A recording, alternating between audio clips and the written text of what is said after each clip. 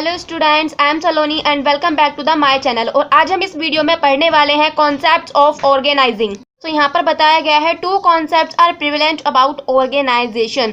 तो यहाँ पर दो कॉन्सेप्ट के बारे में आपको बताया जाएगा। कॉन्सेप्ट मीन्स यहाँ पर दो मीनिंग है ऑर्गेनाइजेशन के।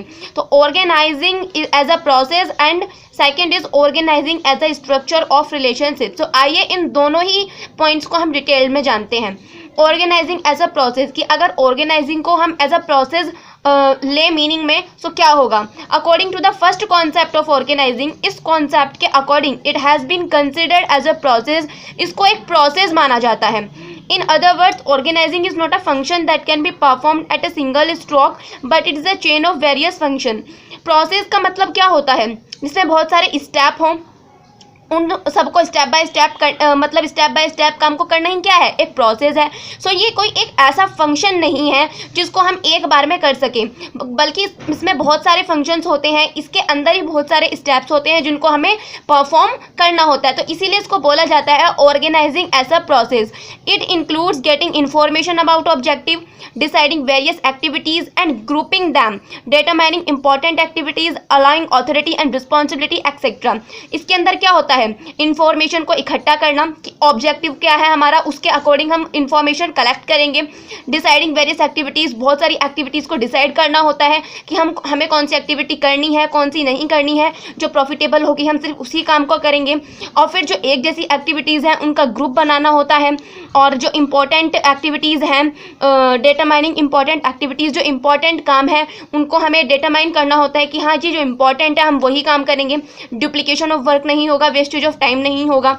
ऑथोरिटी डेलीगेट करना या उनको बताना कि किसके पास कितनी ऑथोरिटी है। ऑथोरिटी के साथ उनको रिस्पॉन्सिबिलिटी बताना कि उनकी क्या रिस्पॉन्सिबिलिटी है। और भी बहुत सारे काम होते हैं इसके अंदर। सो ये क्या है, एक प्रोसेस है।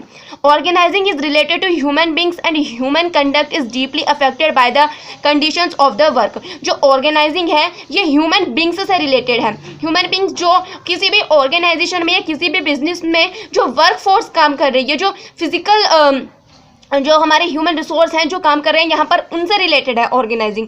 ठीक है। Human conduct is deeply affected by the condition of work. तो जो ह्यूमन होते हैं, मतलब उनको जो बिहेवियर होता है या उनको काम करने का तरीका होता है, वो बहुत सारी चीज़ों से प्रभावित होता है।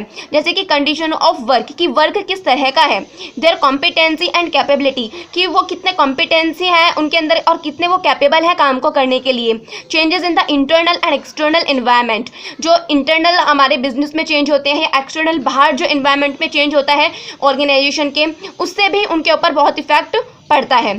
The process of organising has also to be change according to these changes. तो जब इंटरनली कुछ चेंज होगा हमारे बिजनेस में, ऑर्गेनाइजेशन में, या एक्सटर्नल कुछ चेंज होगा, ये जो हमारी कंडीशन ऑफ वर्क है या मतलब जो काम करने का तरीका है उसमें कुछ चेंजेस आएंगे। सो हमें भी अपने प्रोसेस में उसके अकॉर्डिंग क्या करना पड़ेगा, चेंज करना पड़ेगा। तो hence organising is a process can also be described as a dynamic element. तो ये एक ऐसा प्रोसेस है जिसको कि हम डायनेमिक एलिमेंट भी बोल सकते हैं, क्योंकि हम इसको अपने अकॉर्डिंग चेंज कर सकते हैं। नेक्स्ट जो पॉइंट है हमारा वो है organising as a structure of relationship. की जो ऑर्गेनाइजिंग है वो एक रिलेशनशिप का स्ट्रक्चर है। इस तरीके से हम इसको देखेंगे तो ये कॉन्सेप्ट हमें क्या बताता है, ये देखते हैं।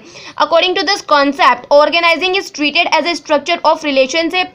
Under this various post are created और established and the mutual relationship employees working on various post, their authorities and responsibilities are defined. Concept के अकॉर्डिंग क्या होता है कि इसमें वेरियस पोस्ट आर क्रिएटेड, इसमें बहुत सारी पोस्ट बनाई जाती हैं, बहुत सारी पोस्ट को क्रिएट किया जाता है। मींस परचेज डिपार्टमेंट के लिए अलग से हमें एम्प्लॉयज़ चाहिए, उनका अलग मैनेजर चाहिए। सेल्स डिपार्टमेंट के अलग से लिए एम्प्लॉयज़ चाहिए, अलग से उनके लिए मैनेजर चाहिए। सो बहुत सारी पोस्ट या वैकेंसीज हम क्या करते हैं, क्रिएट करते हैं। ठीक है। और फिर उसके एबल जो एम्प्लॉयज़ हमें लगते हैं जो उस काम को कर सकते हैं, उनको हम उस पर अपॉइंट भी करते हैं। And the mutual relationship of employees working on various post. अब जो जितने भी डिपार्टमेंट्स हैं हमारे ऑर्गेनाइजेशन में, सब क्या है, एक दूसरे के ऊपर इंटरडिपेंड है। तो उनका जो रिलेशनशिप है वो भी क्या है, एक दूसरे के ऊपर इंटरडिपेंड है। क्योंकि भले ही उनकी पोस्ट अलग अलग हों, वो अलग अलग काम कर रहे हों, लेकिन सब एक दूसरे के ऊपर क्या है, म्यूचुअल रिलेशनशिप में काम कर रहे हैं। और जो उनकी ऑथोरिटीज़ होती हैं, उनकी क्या रिस्पॉन्सिबिलिटीज़ है, किसको कितनी ऑथोरिटीज़ दी जाएगी, उसकी ऑथोरिटी के अकॉर्डिंग उसको रिस्पॉन्सिबिलिटी भी देना, ये सब किस में होता है, हमारा ऑर्गेनाइजिंग में होता है। जिसके पास जितनी ज़्यादा ऑथोरिटी होगी वो ही सुपीरियर होगा, जिसके पास कम ऑथोरिटी होगी वो क्या होगा, सबऑर्डिनेट होगा। सो ऑर्गेनाइजिंग हमें क्या बताता है, एक रिलेशनशिप बताता है कि कौन किसका सुपीरियर है, कौन किसका सबऑर्डिनेट है, कौन किसका बॉस है, कौन किसके अंडर में काम कर रहा है। सो इसीलिए इसको क्या कहा जाता है, organising as a structure of relationship. Relationship lays down as to who is the superior and who is subordinate. वही बात है कि रिलेशनशिप से हमें क्या पता चलता है कि कौन किसका बॉस है, कौन किसका सुपीरियर है, कौन किसके अंडर में काम कर रहा है, कौन किसको ऑर्डर देगा या नहीं देगा। ठीक है। Various post in different departments of the organisation and mostly permanent. जो बहुत सारी पोस्ट होती हैं अलग अलग डिपार्टमेंट्स में और ऑर्गेनाइजेशन में, उनमें से कुछ जो होती हैं वो परमानेंट होती हैं। Therefore organisation as a structure of relationship is called static element. So organising as a structure of relationship है, उसका जो कैसे किस तरह का एलिमेंट का है वो स्टैटिक में हो जाएगा आपका कि यहाँ पर चीज़ें स्थिर रहती हैं, कि बहुत सारी पोस्ट हैं वो कभी चेंज नहीं होती।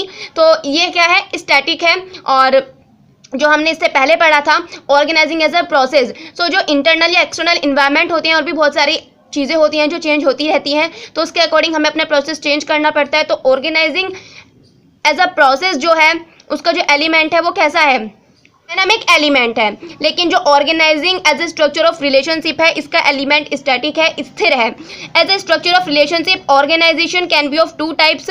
सो as a structure of relationship organising के आगे भी हमारे दो पार्ट हैं, firstly formally organisation and secondly informal organisation. इन दोनों के बारे में मैं डिटेल से आपको नेक्स्ट वीडियो में पढ़ाऊंगी। और आई होप स्टूडेंट्स आपको ये टॉपिक समझ में आ गया होगा। अगर फिर भी अगर आपको कोई प्रॉब्लम आती है तो आप कमेंट बॉक्स में कमेंट कर सकते हैं और हमें फीडबैक देते रहें। अगर आपको ये वीडियो पसंद आया हो तो इसको लाइक करना ना भूलें और हमारे चैनल को हमें सपोर्ट करने के लिए प्लीज़ सब्सक्राइब जरूर करें।